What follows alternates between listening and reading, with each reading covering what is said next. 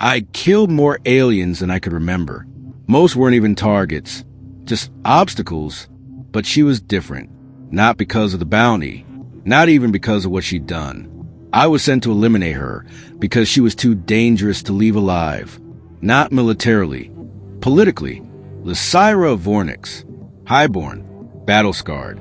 Rumored to command telepathic networks across 3 colonies. Purple-skinned, golden-eyed, and impossible to catch. Until I did. The mission brief said she had no mate, no offspring, no attachments. Execute with prejudice. The line read, leave no trace. But no dossier had warned me what would happen when we locked eyes. The confrontation. I found her in the ruins of Tarsus 7, half buried in jungle. Soaked from a downpour, her command post shattered by orbital fire. She was alone, wounded, and still devastating. She stood tall amidst the debris, her long violet limbs streaked with dirt and blood, dark armor clinging to her like a second skin.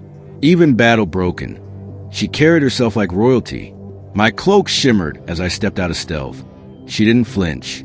Instead, she turned slowly and locked those luminous golden eyes on mine. You came to finish what your kind began, she said, voice low and melodic. Go on, then. Prove your species has no soul. I raised my weapon. I hesitated, not out of pity, not fear, but because something in me cracked. A breath, a heartbeat, a tiny flicker of recognition I couldn't explain. And in that heartbeat, she moved the blade. I didn't see the dagger until it was pressed to my throat.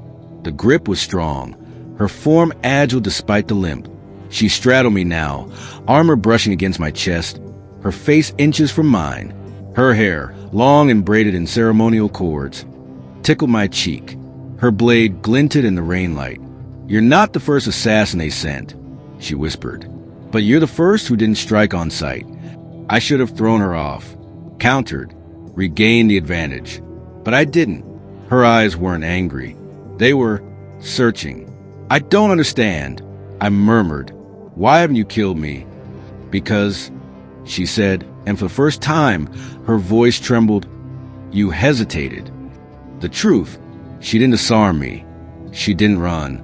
Instead, she backed away slowly, blade still at the ready, her eyes still on mine. You want truth, assassin? She said. Then see it. She touched a patch on her armor, and a projection flared into the air behind her. An archive of hidden transmissions, human military ops, secret assassinations, colonial purges, my own orders.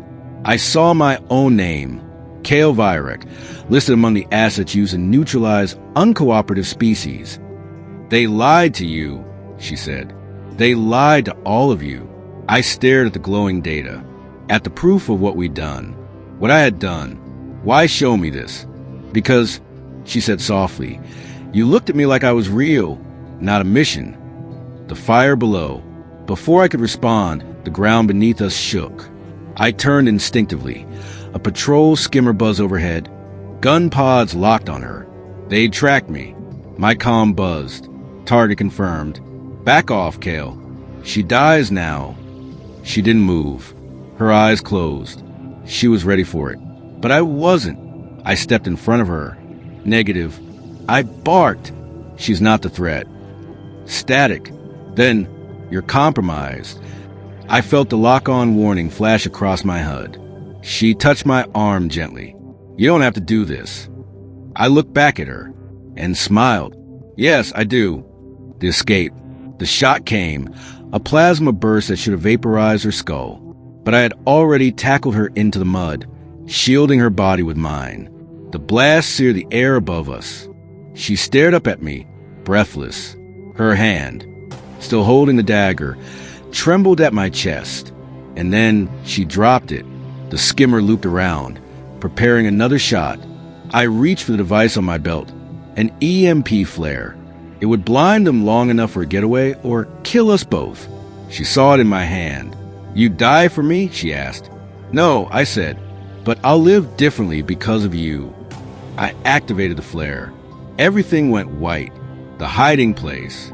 We took refuge in the lower caverns beneath the ruins. It wasn't much, but it was dry. She patched my shoulder where the skimmer's heat blast had grazed me. Her fingers were surprisingly gentle. "I thought humans were incapable of change," she said. "You thought wrong." She smiled, not with mockery, but warmth. Her face had softened, her armor discarded.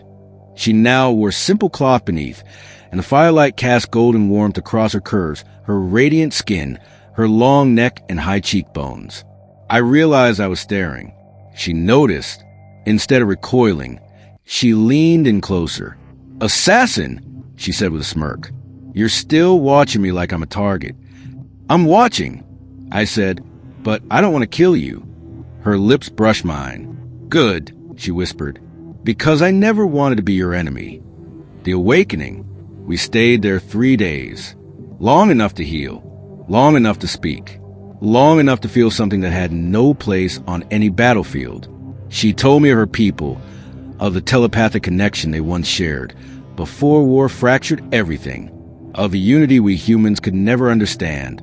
But when you hesitated, she said, "I felt a spark, just for a moment. You heard me without words." I nodded. Maybe we're not so different. But the galaxy wouldn't wait for us to figure it out. The final transmission. They found us again. This time with no warning. Orbital scans. Precision drop troops. I was given a choice. Stand down and return to command, or die with her. I chose neither. I hijacked a broadcast drone and sent out a message, uncut, raw, and full of the data she gave me. The truth about the missions, the murders, the cover-ups. Then I looked at her. "Go," I said. "They'll chase me. You can still make it out."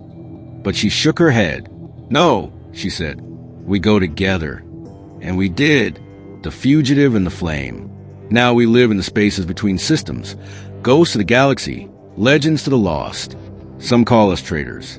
Some call us heroes. But I know the truth. She was my target. I was her enemy. And now, she is my reason.